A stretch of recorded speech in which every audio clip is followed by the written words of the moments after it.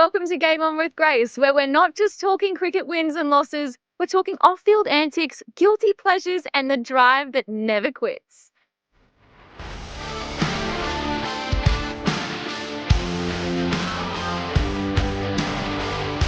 Hey everyone, I'm Grace Hayden and welcome to Game On with Grace. Today we have a really fun episode in store for you. Our guest is Archie Wilson. Now he went viral. He's known as the Nebraskan punter. He's a Melburnian, but he's really iconic for his most vulnerable moment in a press conference. We're going to talk all about it, but also get to know him a little bit better and his journey in America so far. I think you guys are going to really love this chat. So let's get into it. Game on. Archie Wilson, welcome to Game On with Grace. I'm so stoked to have you on, my friend. You've just taken off. You've been taking on the world on the biggest stage over in America, but everyone heard about you. We're going to get into that a little bit later, but welcome. So excited to have you on. Yeah, it's great to be on. Thank you. Yeah. All right, so we're going to get into our first segment. It's Game On Icebreakers. It's a chance for me to ask you a couple of quirky questions and get to know you a little bit better. We know that athletes, they are competitive people, and sometimes we take it that little bit too far off the field as well. So, are you ready? Here's a couple questions. Yep. Right. Question 1. Give me a time that you've gone way too far trying to win something that didn't actually really matter. It wasn't really a competition, but you've tried a little bit too hard there. I would say I was playing hide and seek one time and hid for about 4 hours. 4 hours? Oh, what? Where were you? This is the best hiding spot of all time. Well, I've done it a couple times, but it was probably, we had around the block where I lived and I just kept hiding. I kept on the move and then no one saw me and I just kind of got to the point where it was like, there's no point giving up now. So I just kept going and entertained myself for a long time. And were Mum and Dad ready to call the police and say, we don't know where Archie is? I'm sure they'd probably forgotten about me, but that's all right. I had fun.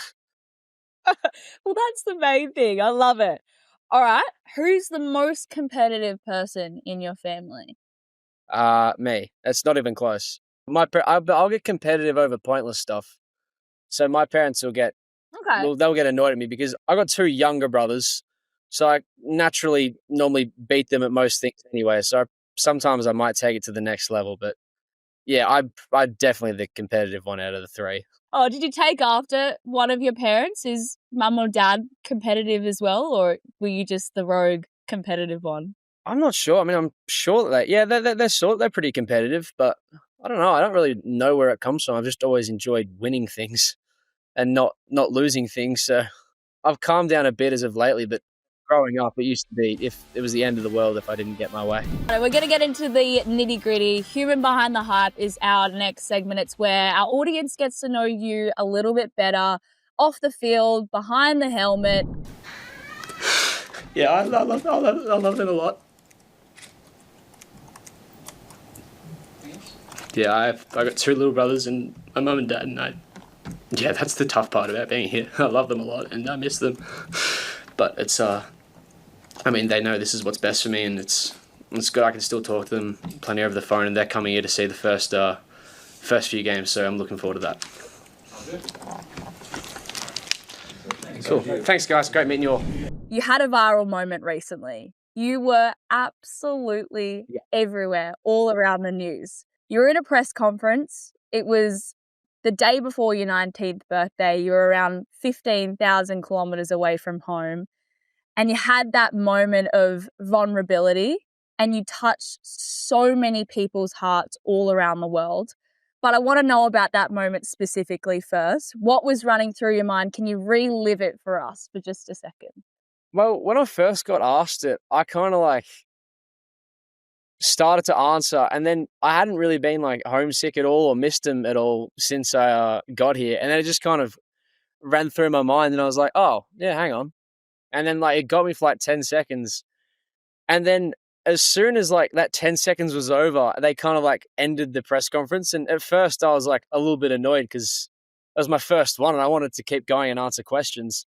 And then I got out of there and I was just kind of like, oh, like, what have you done? That was a bit awkward. And then I went and did about another hour of like interviews and stuff, and then checked my phone probably an hour after that happened. And the first thing I was on my Instagram was like Nebraska punter Archie Wilson gets him, and I was like, oh, you got to be kidding! You got to be kidding me! And I just saw it everywhere, and then had like news things contacting me, and I was just like, this is. First, I was confused. What's even interesting? It's just like, I feel like a lot of people would have had a moment like that just happen, that I decided to have that in front of the cameras, which probably wasn't the smartest decision. But I've been laughing about it ever since. Yeah, no, I mean, like, I think it's so nice that you had that, like, moment of vulnerability, because at the end of the day, it is hard when you are away from family, from friends, from, normality, and especially Australia. Like, we're so far away from the entire world. And then you throw in, like, a cultural dynamic shift too, and I guess it's kind of one of those questions media are really smart in asking, the ones that hit home to you, because they're trying to like get that moment out of you. But um, did you expect it to go that viral? Like when you finished it and you went, "Oh God, what have I done?" Did you expect it to take off in the way that it did? Not at all. I was expecting like, oh, they'd cut the interview early, so probably just not got ignored. But I didn't think that there was any story there. I just kind of thought it was like, oh well, that didn't even get to hear the answer to my question. He just kind of started crying like a weirdo. And then I check my phone and I see all these like positive like things. It's like, oh, okay. And no, like I would not have expected anything to come out of it. And like now I can't leave my dorm without people asking for a photo or like knowing me. It's quite funny. Like because like normally the punter's kind of a nobody, and it's quite funny. Like being one of the better known, but being quite a known person now, and like just because of You're that, like and it's. celebrity. I mean, ideally soon, my be what creates fans. But yeah, like I got students asking me for photos. I was walking through campus the other day. I was like, sure. It's just Oh. I'm not really. I'm yeah. It's quite because people obviously like don't know me too well. So me being me thinks it's funny that there's actually people that are like interested to like meet me and like get a photo of me. Like it's cool. Whereas I'm still Oh, excited to take photos of people half the time. I'm sure you are. Yeah, that's so funny. I bet it's helped with different friendships and getting into and in amongst the uni community. You've just been able to make friends everyone because everyone knows who you are before you even introduced yourself. Yeah, it's almost tricky sometimes though, because there's the amount of people that now like walk past me and just be like, "Oh, hey Archie," and I'm like, "Am I meant to know you, or are you just another random random person who's like?"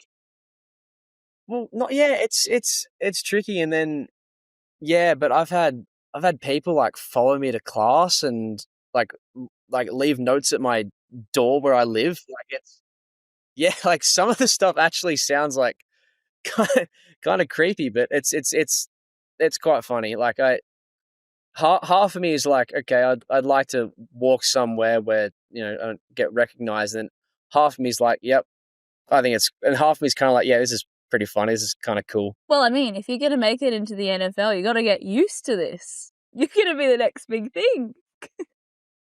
Bit early for that, but we'll do our best. Who was the coolest DM you got? I'm pretty sure you would have got some pretty sick sports stars. I mean, even Adam Gilchrist, I saw shared your little moment of vulnerability, but I'm sure you would have got some pretty cool DMs from some special people. Yeah, there was a couple. I saw, this one wasn't a DM, but I saw Chris Hemsworth had a comment on something. That one was pretty cool. But no way. yeah, I think it just said like legend or something, but I thought that one was hilarious. But Minwoo Lee, that was he was like, if I'm ever near a tournament he's at, let him know. And I was like, that one's cool. I had conversation with Mason Cox. There was a lot of quite relevant people that I actually like still haven't responded to, and I feel really awkward because I had so many messages, and it was like I couldn't get to. It was unfathomable the amount of messages I had, and I couldn't get around to all of them.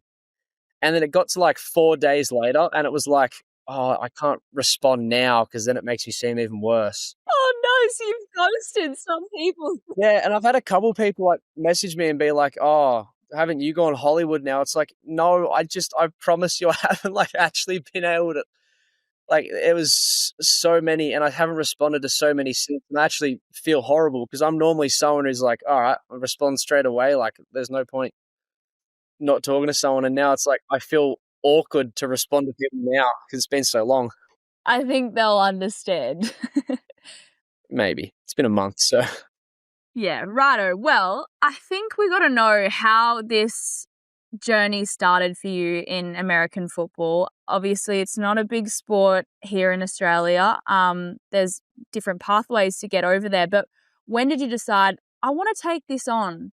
Yeah, I would have been thinking about it like in the back of my mind for maybe since like the start of year 11 in 2023, and then kind of practiced it a little bit more, and then eventually like applied to Pro Kick, which is like the training organization which sends pretty much all of us across, and then kind of got a trial there, and then had pretty good feedback like straight away. And then I was kind of all in from that point. I was like, well, I know I'm going to get over here now. And it was kind of like, well, I may as well. I just kind of decided straight away, this is what I'm doing. I mean, like college football, it's so cool. So just to think about having a realistic chance to be playing in it, because obviously like playing footy growing up, you kind of know how to kick a ball. So, and then as soon as kind of started getting involved in a couple of practices with that, it was like, I'm literally going there and kicking a ball. Like it doesn't get much like pure, simple fun. And then trained there for a while across 2024. And then when I finished high school, and then not long after that, I got told that I was coming here to Nebraska, and I was like, cool. And then, yeah, it went pretty quick, but I'm glad to be over here. Yeah, I didn't have the longest journey trying to get over here. It actually was probably a lot easier than some people have had to go through, but I'm glad. But that's probably cool for people to know too, like youngsters back home here that, you know, are interested in coming over and doing what you're doing and having the opportunities that you've got. Because there's so many people that love AFL, especially you being a Victorian, like it's in your blood, I would say. Me being a Queenslander, not so much. We're more the NRL kind of people. But AFL is sort of a way of life in Victoria, and I guess, did you ever want to live the AFL dream, or was it nope, American football is the thing? I mean, early stages before I'd really thought about punting, AFL was obviously the kind of main goal, but I mean, I was always really good at footy, but I was never like, as soon as I reached like maybe under 16s, I was within a shot, and then under 17s, I kind of like, I was always here, but never here. And I was kind of like, I'm probably not going to play AFL, but I could kick it further than nearly everyone else here. So, and then, I mean, I have a lot more fun punting now because it's pretty physically easy. Like it's not, there's not the same amount of running around playing backline for 5 kicks a game. Sometimes I get my 5 kicks a game and I just stand there the whole time. So, but I don't know. It was always on the cards, but yeah, college football's just, it's actually unfathomable, like the environments that I've played in already, and it's a whole different world. So yeah, it was, as soon as I found out this was realistic, I kind of threw everything at college football and kind of just finished up my footy career in high school and then decided I was doing this. Talk to me about game 1, 29th of August. It was at Arrowhead, right? Arrowhead Stadium? Yes, Arrowhead, yeah, the Kansas City Chiefs Stadium. Chiefs Stadium, you had some pretty special people in the crowd, but I want to know about the atmosphere first. Like, obviously, the pinnacle of sport here would be an AFL grand final at the G or a Boxing Day test, I would say, being a cricket fan, at the G as well. But Yeah. how does it compare to anything you've experienced before, looking around and going, what is my life right now? I mean, obviously the grand final at the MCG is insane, but the sheer volume that was in that stadium was ridiculous. Like, I think if you actually look it up, like, loudest stadium in the world, Arrowhead has reached the loudest, like, volume, something the way it's designed that echoes, but you're on the sidelines and you can't even hear the person next to you. It was crazy. And we pull in the buses, I think, 2.5 hours before the game starts.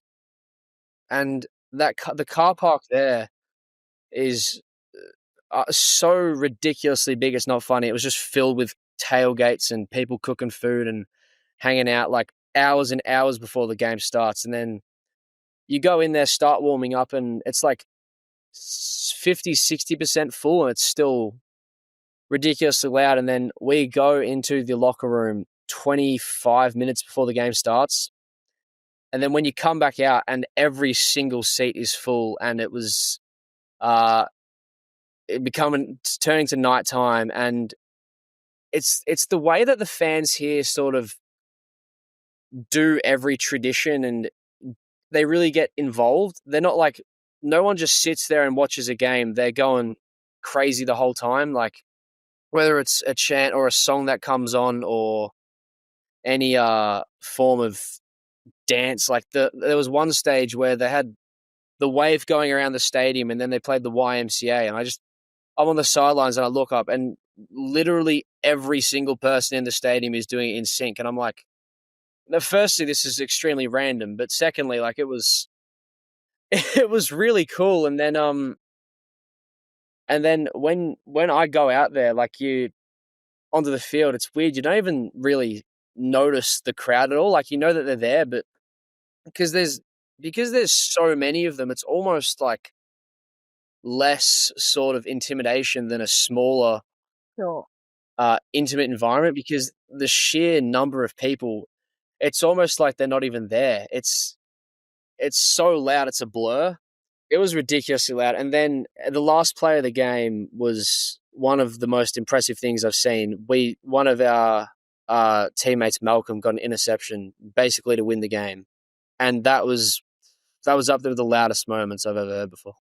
You explaining this to me, I can picture it without like ever experiencing anything like that. I mean, I get to see IPL games, which are ridiculously loud, pure passion, just everyone loving every second. But I can't even imagine what a college football game would sound like the amount of capacity of people. And the thing is that we don't get to see half the cool stuff. Like, every game, there's planes doing a flyover during the national anthem, and it's like, it's the full ordeal every game. And our fans have sold out every single home game since 1962.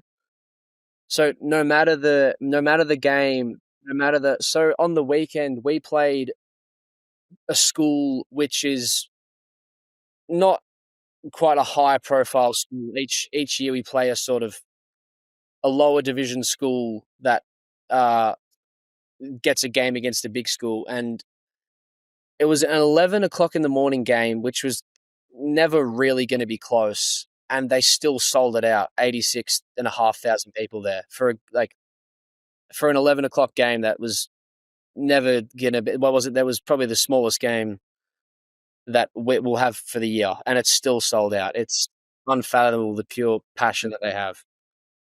And love for the game. That's wild. Wild. Do they love the fact you're in Aussie? Yeah, some people do. I mean, a lot of my teammates kind of make fun of me for it whenever they're having an argument. They're like, "Oh, well, you're Australian." It's like, I mean, what the heck's that even mean? But most of my teammates actually try to use it against me, because we'll be walking around and we'll walk past a group of people and they'll be like, hey, do you want to meet my friend Archie? And he's from Australia. And I'm just like, why does that matter? I don't want to meet these people. Like, they do stuff like that to annoy me with the whole Australia thing. But the only one that, the accent is what kind of, gets people to notice it as well. Like, I got into an Uber like 2 nights ago that my friend booked. So it was under a different name. And I got in the back. He didn't see me or anything like that. And within 2 words, he, from the voice, knew who I was and wanted a photo with me just off the accent. So it's, that's yeah, insane. the Australian thing helps out, but the accent, like, as soon as people hear that, then they want to know more. And that's the part that's quite funny. I mean, we're pretty cool people, I must say. I would say so. Yeah. Going back to that first game though, was it special to have mum, dad, and a few mates fly out and be there in the crowd watching?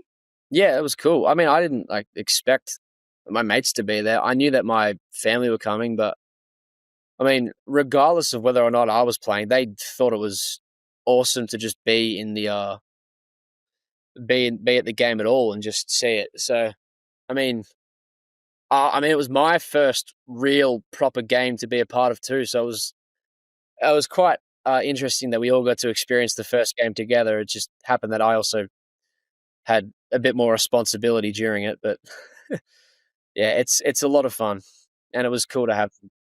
And you had a pretty good moment back in that first game too. You took that critical punt, 2 minutes of the last quarter, the second quarter. That's sick. And then to see that, and did the crowd go nuts?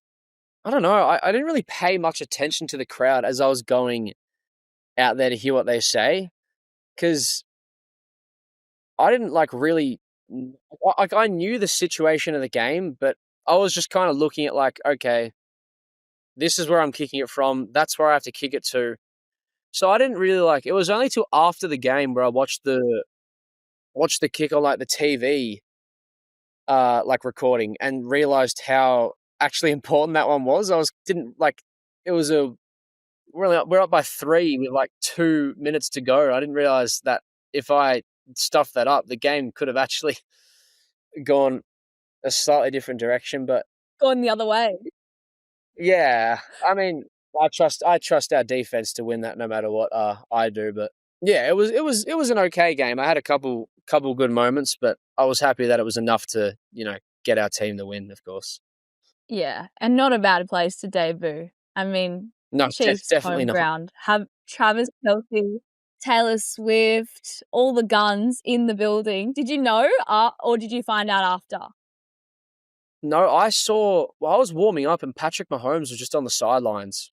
It was pretty clear that he was there. And then probably the second quarter, they showed Taylor Swift up on the big screen. And it was kind of the crowd just went completely nuts. Started going completely wild. And I was like, what's even going on? The game wasn't during a play. And then I look up and it's Taylor Swift on the screen. I was like, okay, that makes some sense now. So, I mean, part of me is oh, who cares? But then the other half of me technically Taylor Swift probably knew my name for a couple seconds, because they announced the name of who's going out there. It goes in to punt for Nebraska, Archie Wilson. I was like, technically Taylor Swift might know who I am. Probably not anymore, but for a couple seconds she did. So that's pretty cool. You're giving her a request up to the box. Hey, Taylor. Yeah. I don't know if we're that close. So you're not a Swiftie? She was my 3rd most played artist last year. Okay, so you secretly are. So you know what? You're playing the cool guy game, but you're actually a Swiftie at heart. Okay. No, all right, cool guy. I like some of the songs. I like some of the songs, but I definitely wouldn't say I'm a Swiftie. She has some good songs and I'll listen to them every now and then. Oh, is that right? And then next minute, you'll be walking out to one of her songs as you walk out song. I don't know about that. Next segment is the Sports Roundtable. Now, it's an opportunity to delve a little bit deeper into the madness of gridiron, but then also branch out into some other sports as well, what's happening around the globe. But I want to talk a little bit more about the pathway of being Aussie, getting into American football. Obviously, you're a Melburnian, growing up around AFL your whole life, but to then make the switch and delve into a pathway like Pro Kick provides in Australia was. You said this wasn't really a hard process for you, but if you were to recommend to any youngsters that are looking to, go into this realm that you're in now, what would be your suggestion and how would you, put them onto something like that? First, you kind of have to enjoy what you're doing. Like Pro Kick and the journey to get over here it's definitely not easy, but I think the reason that I didn't really find it that hard is because I enjoyed it so much. So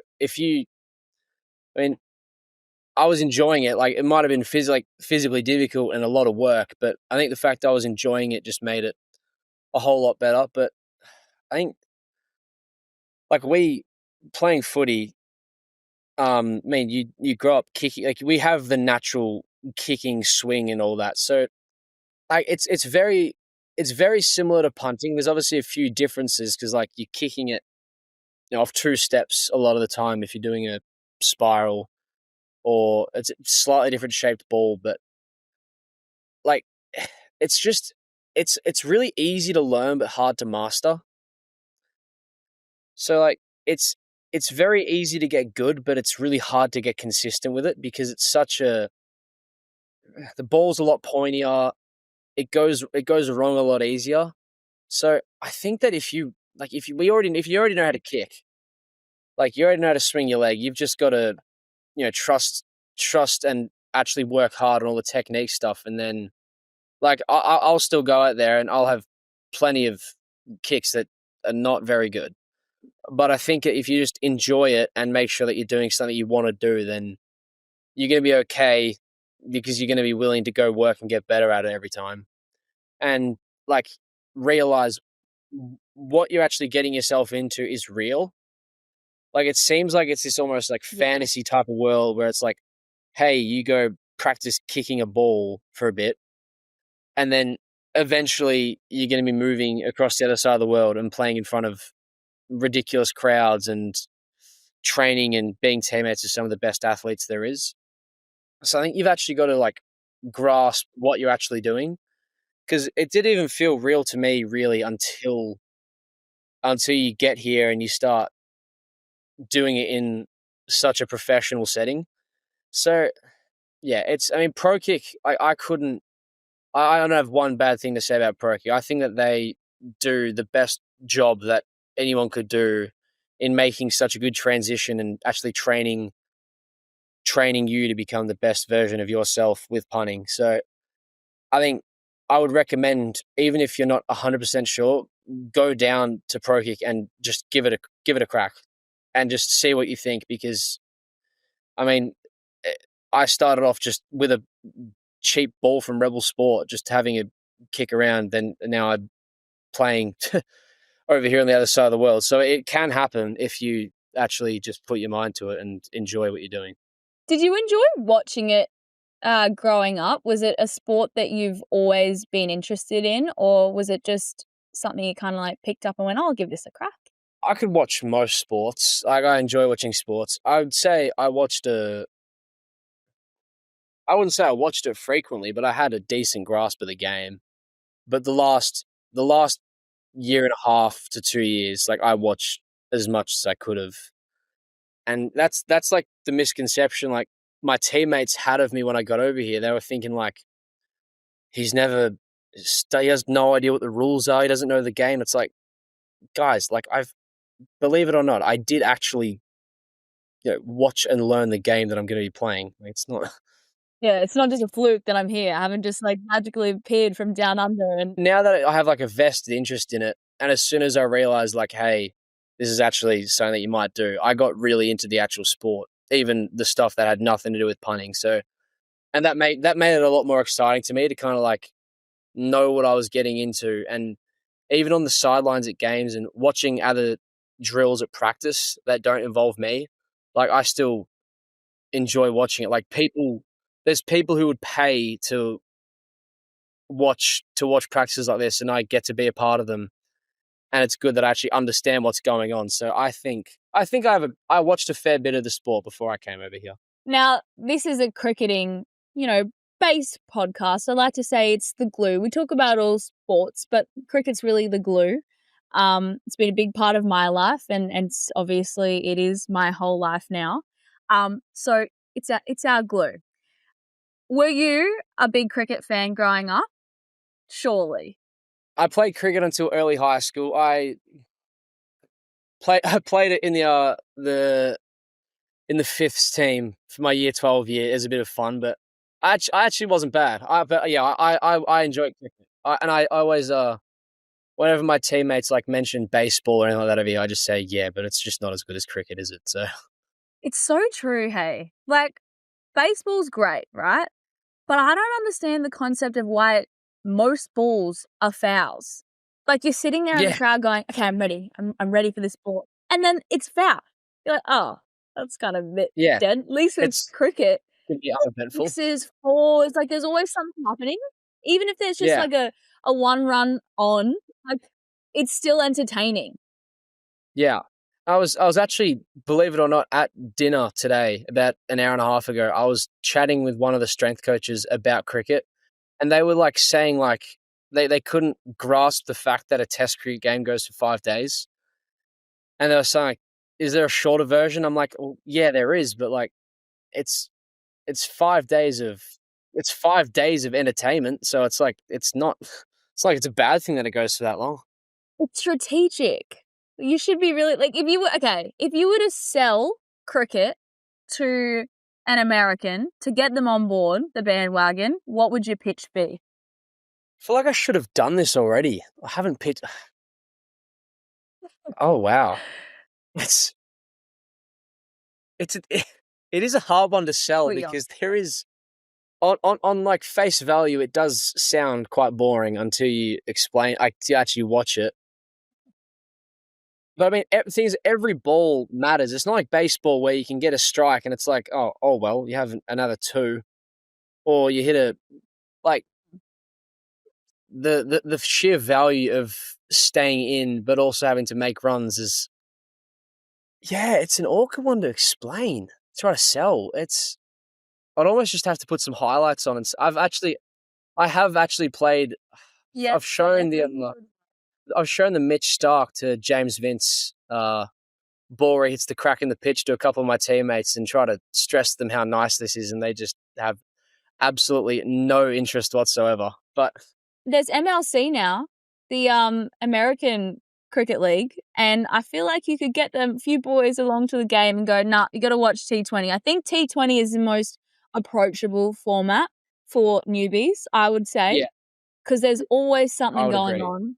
You can guarantee that there's going to be several sixes in a game, at least boundaries. It's just there's always something going on. So I feel like if you were going to entice someone, you'd be taking them to T20 over tests first, and then I think you'd start bringing them into maybe a Boxing Day test. I think that would be the one. If you were going to take anyone to a first test match game, it should be Boxing Day test.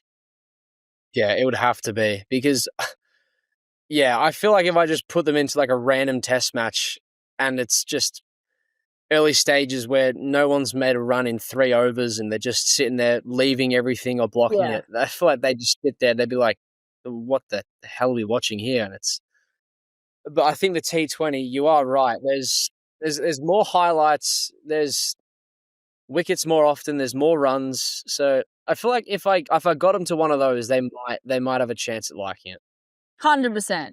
Well, there's cricket in America so much, so you'll have to bring them along to a game, entice them in your busy schedule. Yeah, it sounds like a good plan. I want to play a little bit of a game. We've kind of got through all the nitty-gritty. Now it's time to have a bit of fun. This is called red light, green light. Now, red light is you're going to say no, don't agree with what you're saying here, Grace. You're well off the mark. And green light is, I agree. You know what?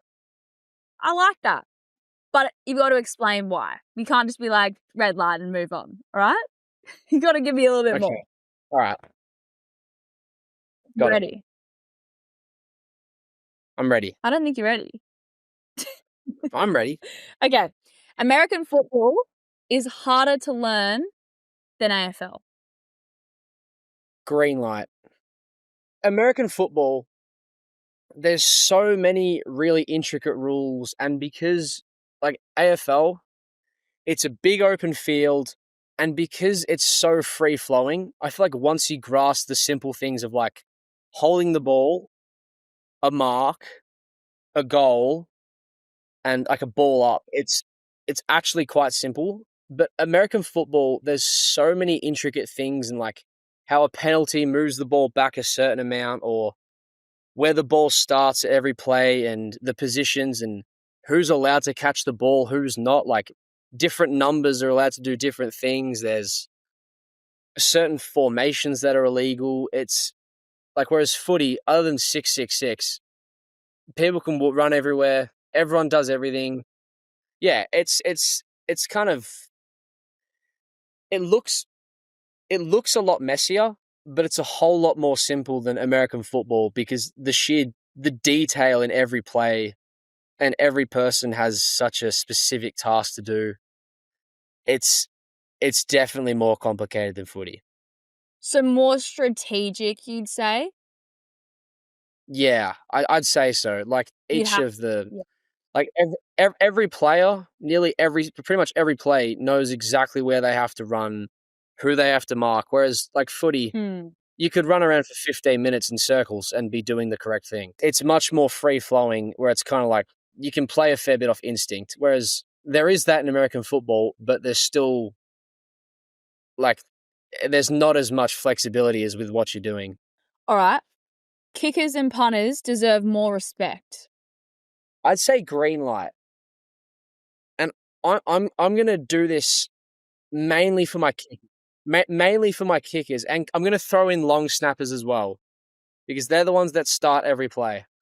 I mean, a kicker, they get all of the blame when they miss a game winner, and then when they make just a normal kick, it's just like, oh yeah, that's his job. Like they put points on the board, Yeah, and like he's done they are like really important. I mean, when we go down, if we score a touchdown, the kicker misses the extra point. It's like not even worth the full amount that you kind of need. Like the other team will just score a touchdown and get theirs, and then we're losing.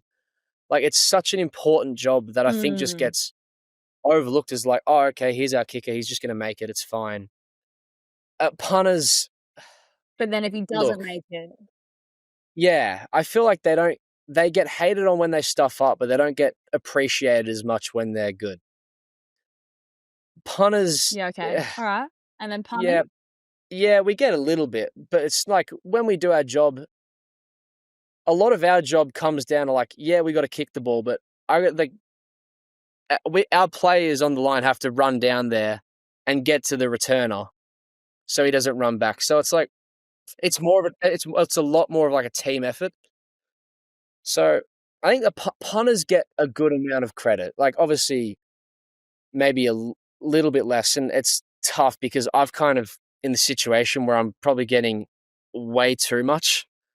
So I can't really say that I don't get what I deserve. But I think that kickers and also long snappers who snap it to the punter and snap it to the hold for the kick probably deserve a bit more, because it's just like expected that they're automatic, yet they're not praised enough when they get their job done correctly.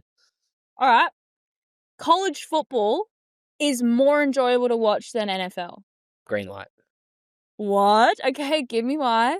Well, each crowd, there's more tradition, there's more pure passion for your school. It's not, there's less like, oh, well, here is my job. It's like you have such a connection to like your school. You have a lot more passion than just this organization that might be paying you enough money. And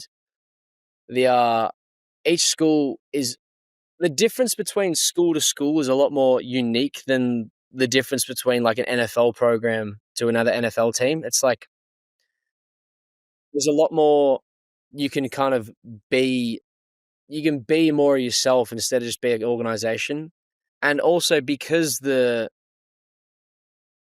games probably aren't at just as much of a skill. Like they're very good, but they're slightly less. There's more, fun, interesting things that happen. So it's like the perfect blend of, like, I'd say the environments and the crowds are definitely better. And just the fact that each game feels like it has more meaning to it, because there's actually a sense of, like, I'm playing because I want my school and my team to win, is where, like, I feel like some NFL teams, it's like, I got to play good here so I can keep a job.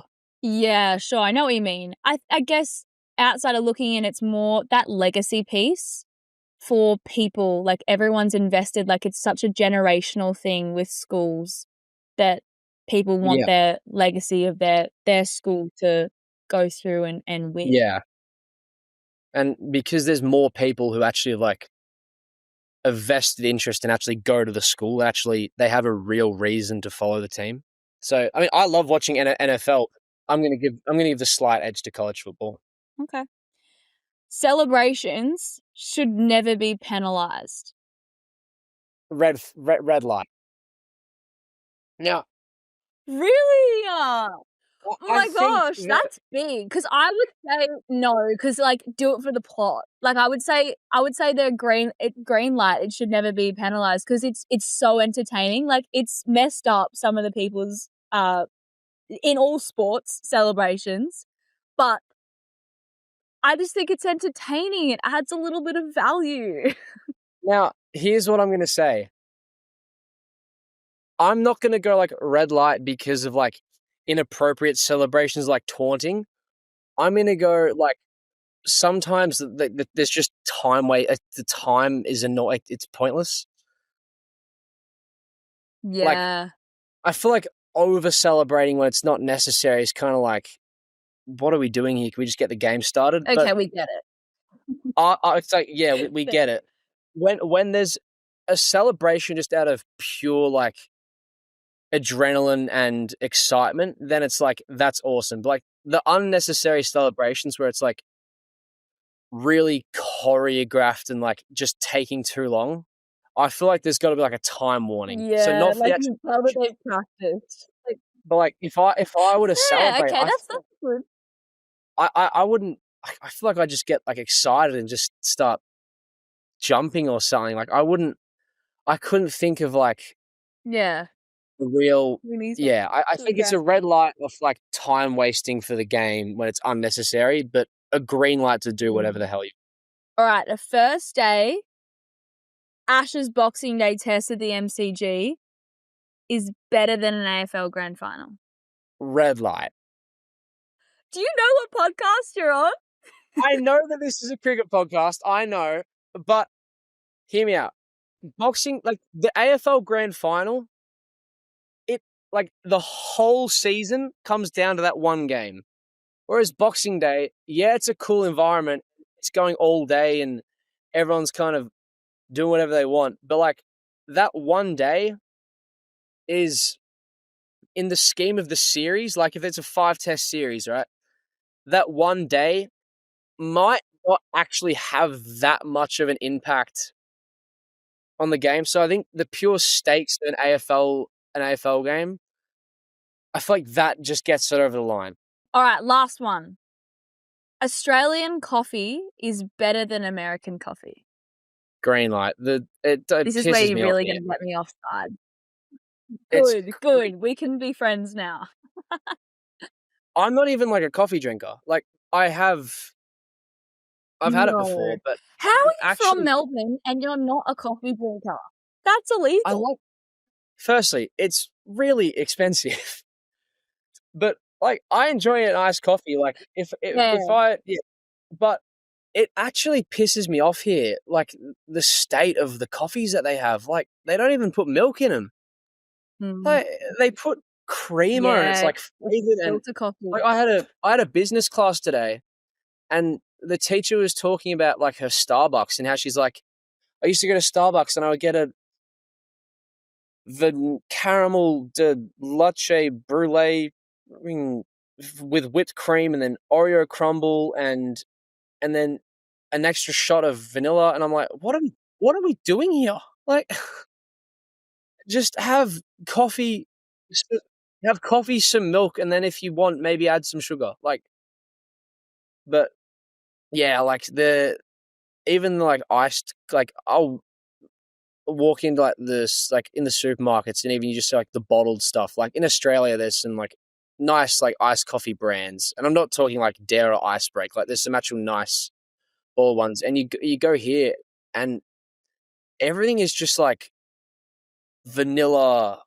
caramel swirled whipped cream. It's like it actually annoys me, and they act like it's real coffee, and I'm like, that's not good. That's Oh, bad. you're just drinking sugar, my friends. Like they can't fathom that. Right, we're going to move into our final segment. It's called The Final Whistle. It's a couple of rapid fire questions just to wrap up the episode. So, what's the best piece of advice you've ever received? I saw this quote on Instagram and I thought it was pretty good for the like current moment. It was, if you want to conduct the orchestra, you need to turn your back to the crowd. Okay. That's deep. I thought it was pretty fun. But very relevant for you right now. Yeah. Your feed's really reading your mind right now. All right. What is a guilty pleasure that you refuse to feel guilty about? I don't know. I like walking. But I like walking like too much. Your guilty pleasure. Well, it's like we have scooters and all that to go to the facility like every morning, and I like walking and just walking every morning, regardless of the weather or anything. I enjoy walking in the rain. There we go. Like my teammates, I've had teammates. Yeah, I've had teammates drive past me and be like, do you want to lift? And they feel bad for not picking up. It's like, no, I like walking in the rain. There we go. There's probably like 50 better answers that I could have had in my head, but nothing's coming to me right now. Oh my gosh, that is such a good answer. I love it. I love it. That's so funny. You're just having a little star moment. It's like you're in a movie. Yeah, I like the main character walking in the rain. Putting the AirPod in, just feeling like the main character walking in the rain. That is so good. Well, don't get electrocuted with your AirPod in the rain. That would not be good. No, I'll be okay. All right, what's one food that you miss most about home? I could go fish and chips. Oh, yeah. Yep. Are you a crumbed or a beer battered guy? Battered. A battered flake, chicken salt and the chips, and some potato cakes. Oh, I could go that. Oh, yeah. Chicken salt chips. Oh. Yeah. Good pick. I like it. Give me your most used emoji. Mine's this one. You know the little hands with the little heart? I love that one. Mine, at the moment, I use the straight faced emoji a fair bit. Or the rose that's like dying. Have you seen the one that's like the rose like wilting over? Why do you use that? I don't know. Are you doing okay? I just do you want to talk about? No, I'm doing fine. It's like I don't know. I see it on like, you put it after like a dumb sentence sort of. It's hard to explain. I don't really know the meaning behind it, but I'd say the straight faced emoji where he's just like, is probably my most used one. Okay, if you were to be described by your friends in 3 words, this is your last question, by the way, what would they say about you? Definitely unique. That's one. See, I want to say like weird, but like weird in a way where he just kind of like does what he doesn't care what other people think as much. Not like I just do like legitimate weird things. So I want to take that with a grain of salt. And energetic. I don't stop talking. I don't stop moving around. I'm all over the shop. I can tell. I'd say, yeah. I'd say those 3. Don't worry, I'm a bit like that too. You can't stop me from talking. I think I could talk underwater sometimes. Well, I don't think you could start a podcast if you weren't good at it. We're both the same. No, that's true. That is very true. All right, well, thank you so much. It's been so nice to get to know you a little bit better. I've really loved having you on the podcast, Archie. Good luck with everything. You're absolutely killing it as it is, but I'm excited to see your journey unfold. Thank you again for joining, and I'm sure I will get to see you soon. Yeah, thank you. Yeah, great meeting you. Enjoyed it. Well, that's all for this episode of Game On with Grace. If you loved this conversation, make sure you hit that follow and subscribe button and tell your friends all about the episodes, because there are so many more to come with legendary guests having hilarious debates. Big stories are coming up, so stay tuned. We don't want you to go anywhere. I'm Grace Hayden, and until next time, keep competitive.